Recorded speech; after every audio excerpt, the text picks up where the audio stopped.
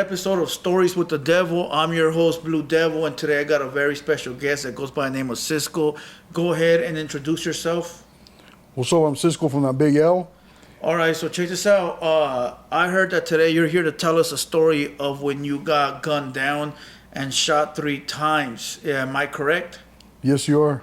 All right, so check this out. Go ahead and run us through this story. What year was it? This was in '99, and I'm an active gang member, so I don't want there's not be no names mentioned or no neighborhoods mentioned. I'm going to keep that Confidential. Yeah. All right, 99. Okay, so take us back. I mean, what were you doing this day? Was it morning? Was it night? Run us through from the It was early in the morning. Me and the homies out running amok. You know, we're out cruising around, drunk. We started off the morning with drinking a couple bottles of Ciscoe. We had some Ciscoe bottles. We were drinking them. Well, we can't find one of the little homies. He took off that night, the night before he took off, and we're out looking for him. We knew kind of where he was at, so we're going down a couple streets looking for him. As that's where it all started. And this young homie that you're looking for, you're going to his house, or you're just going to random spots where he posts up at, or what? He left with some hyena that night, and we were going to go. We knew where the hyena stayed at, kind of, and we're going around the vicinity trying to see if we can find him. And that's where it all started. Okay, so I mean, after you got in the whip, how many people were with you that day? It was me, my homeboy that was a driver. I had a hyena in the back seat with me, and a hyena was in the front seat with him.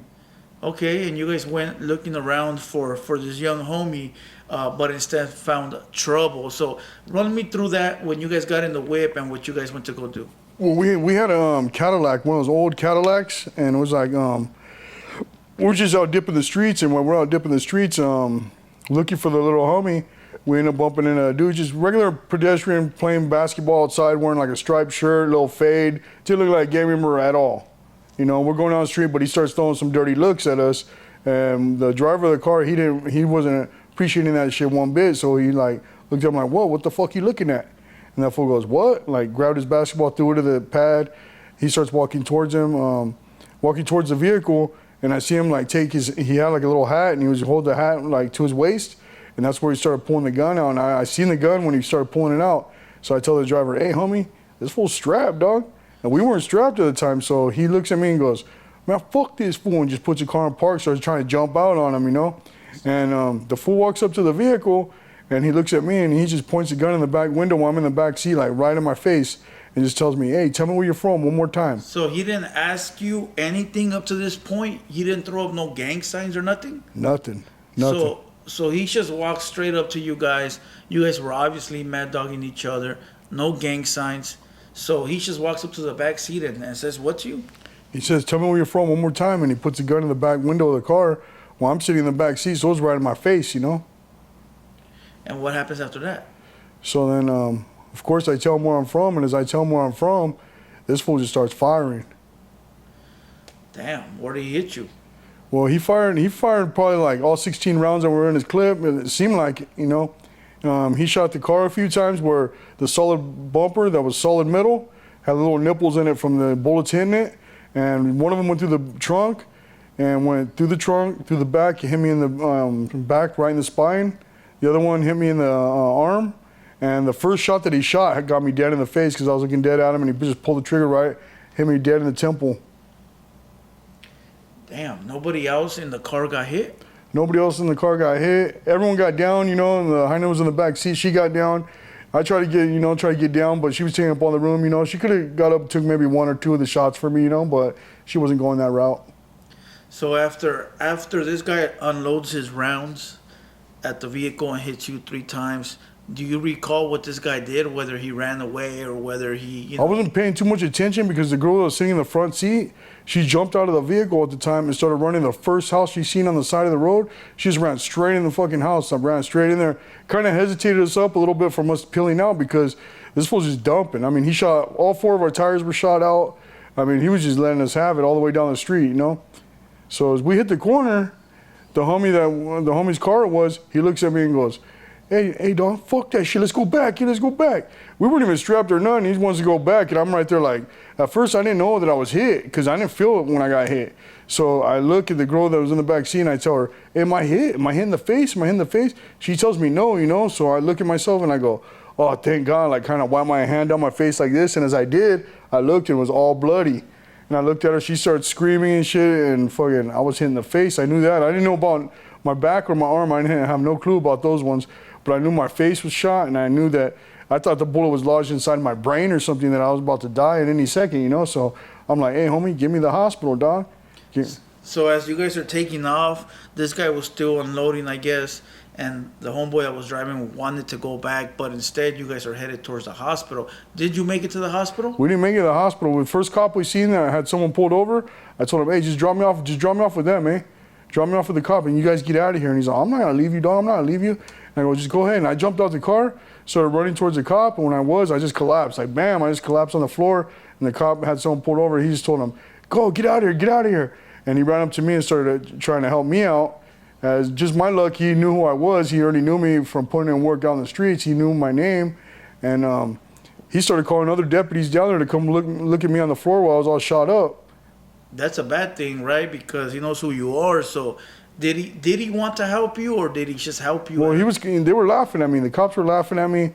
He looked at me and they started cutting all my clothes off me. And as they were cutting them off me, I hear him go, oh, we have another one in the arm. And I looked at my arm and I was like, what the fuck? I didn't feel it for shit, you know? And I looked at it, it looked like someone put a cigarette out on it.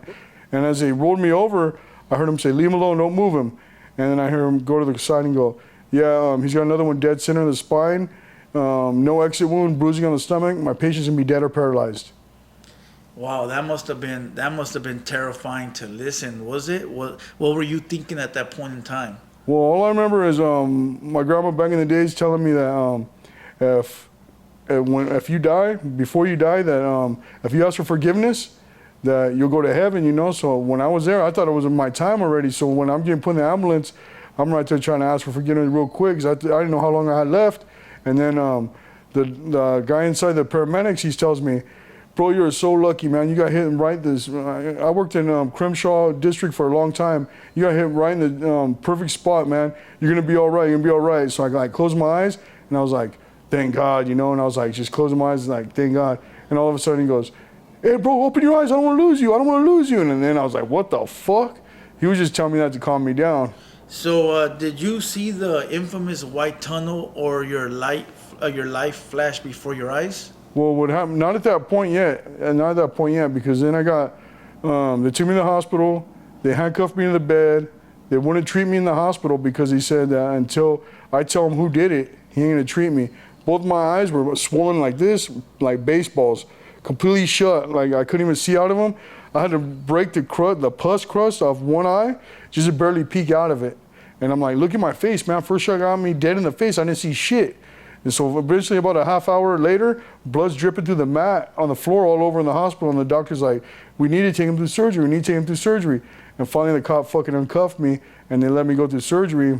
So the police guy, was it the same officer from the streets? Yeah. He didn't wanna let you go into surgery until you told him who did it? Exactly. So what ended up happening? You ended up going to surgery and... Well, I went to go through surgery. I filled out the paperwork and get ready for surgery. As my mom, they call my mom. She shows up to the hospital. She used to be a nurse. So as she pulls up, she was like, where's my son at? Where's he at? What kind of pain medication you got him on? What kind of pain medication? And the doctor goes, come here, ma'am. And he takes her to the side. And right before that, he starts pushing on my stomach. He's going like, 1 through 10, where do you feel the pain? He's like pushing in on it. I'm like, 0, 0, 0. And he's all, you feel no pain? I go, nope. And then that's when my mom came in. So then he goes up to my mom and goes, ma'am, that's the problem. We have him on no pain medication and he feels no pain. We're pretty sure your son's on Sherm. And she's like, I don't give a shit if my son's on Sherm or not. You better get him on pain medication right now. And just at that moment, they hit me with put me in induced coma. And I went out after that. And that's because they can't operate on you unless you feel pain, right? Exactly. They can't operate if you have water or food in your system, correct? Yes. Okay, so they end up putting you through surgery. They end up giving you... No, I didn't end up getting surgery. They put me in a coma. They put you in a coma? Yeah, so... What was that for? That was because my mom told them to put me on pain medication, so they induced me in a coma. And I don't know how long I was out for. I was out for a couple days. As I remember everything. That's when I didn't see no white tunnel or nothing. But the closest I seen to that was my homeboys came to visit me in the hospital, and my mom would be there, and she was like kind of rolling me over, telling them, "Look, do you guys want to end up like him? You guys want to end up like him? You guys need to stay out of the gang." Just and that, like telling them that. And she's rolling me over, and I seen everyone in there, and I remember telling everybody what's up. But everybody says that I was out cold, you know. And I remember trying to yell as loud as I could, and nobody can hear me. Like I was yelling for my mom, she couldn't hear me, and then eventually, a couple days later, when I did, I was trying to yell, kept trying to yell, and finally I pulled the tubes out of my throat, and I looked up and I said, I was like yelling, "Mom!" And I finally snapped out of it. The doctor's like, "Call his mom, tell him he's awake, tell him he's awake." So you said that it sounds like you were paralyzed and didn't know it. You were trying to speak at everybody, but they didn't know you were talking. Yeah. Is that what it probably was? Yes. There's a certain word. They couldn't hear me. They couldn't hear me, and I was yelling my loudest, and nobody can hear me. Everyone could just, I was all talking around me like if I was dead, but I was right there like trying to scream my loudest, and no one can hear me. Yeah, that's because it was only going on inside your brain. It wasn't happening in real life. You thought it was, but it wasn't. It was only going on in your brain. There's a word for that. I forgot what it's called. Even when the homies showed up, I looked at all of them and I was telling them what's up, and no one was answering me back, and they told me that I was asleep the whole time, that I didn't wake up not one time. Yeah, it's just going on in your brain. It happens to people when they're between sleeps. They're between asleep and awake. They're right in the middle. There's a word for it. I forgot what it is, but you know. So then, did you ever go through surgery or not at all? Well, what they did, they called it plastic surgery because they got some scissors and they cut chunks off my eye for me to, because I had dead skin hanging off of it. They had to cut chunks off my eye, and that's what they called it. But other than that, when I finally did wake up, the nurse came in and had like a sponge in her hand, and she just like wringed it out real quick, and she threw it on my chest and said, "Wash yourself." And I said, "I can't even fucking move." And she said, "Do as best you can," and she walked out of the fucking room. Were you ever put on pain medication after that or not? Tell you the truth, I think I was on Vicodin, but I don't remember none of it. I didn't even know Vicodin was even a drug or nothing. I just was taking it, and it would put me to sleep, and I'll wake up hours later. But I remember at one point I got up, and I looked in the hospital. I looked inside of a little frame that had like little flowers or some shit on it, and when I looked at it, I seen a reflection of my face, and I looked like the fucking elephant, man. My eyes were just popped out of here. I was like, fuck, my career is done. I'm fucking done. Like, I'm never gonna get a girl again, never get none of that shit. I'm through. And you were only 18 at this time. Yeah. Now, how long did you stay at the hospital before you were able to be released? I was probably there maybe a week, and they released me in a wheelchair, telling me that I was paralyzed. You thought you were paralyzed as well? And then, well, that's what they were telling me, and as I went home, but I didn't feel like I was going to be permanently paralyzed like they were saying I was. So I was at home for maybe a day, and no one was there at my house with me. So I ended up crawling into the bathroom, just turning the water on and like laying under the shower and letting all the blood drip off me. As my mom came home and she realized, like, "What are you doing? What are you doing in the bathroom? You're not supposed to be moving, you're paralyzed." And I was like, "Man, I'm not even paralyzed."